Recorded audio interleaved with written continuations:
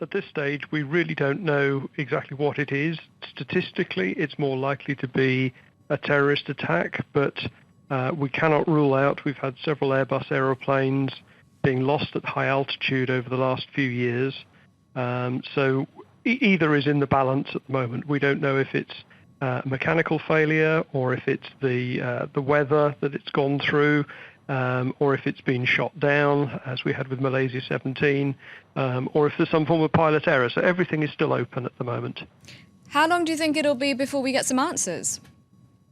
Well, the first thing is to locate the wreckage, and then that will have to be recovered.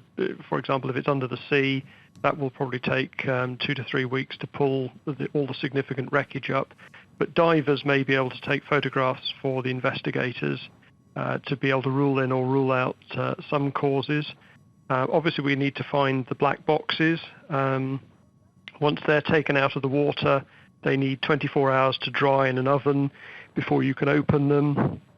If they're in good condition, you can download things in a day. If they're in bad condition, maybe up to a week to retrieve the data.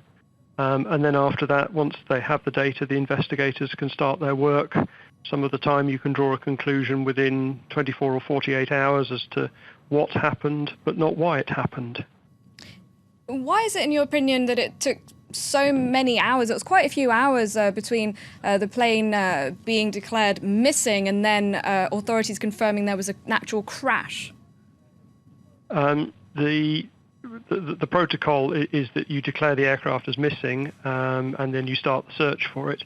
You cannot declare really that there's a crash unless you have some distinct evidence that there has been a crash, or alternatively, you know that the aircraft has run out of fuel.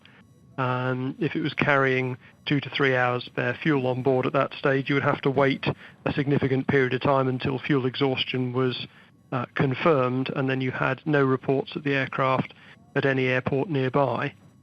It could just have had a complete communication system failure and gone and landed somewhere else, and then you would look slightly foolish if you'd announced the world's media you'd lost an aeroplane. But 45 minutes later, the captain calls you and says, "We've landed, in Tunisia," or something like that.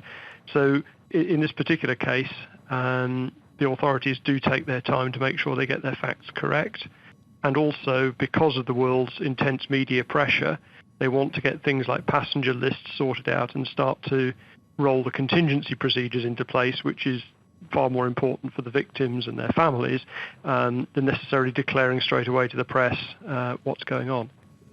Now, this plane, an Airbus A320, it has a good safety record, I'm told, and it carried out 6 flights in one day. Is that unusual?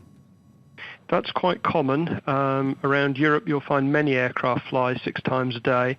It depends on how far they're flying, obviously, but many aircraft commuting around Western Europe, for example, will fly 6 different flights in a day. And some will fly even more, particularly if they're flying through the night as well.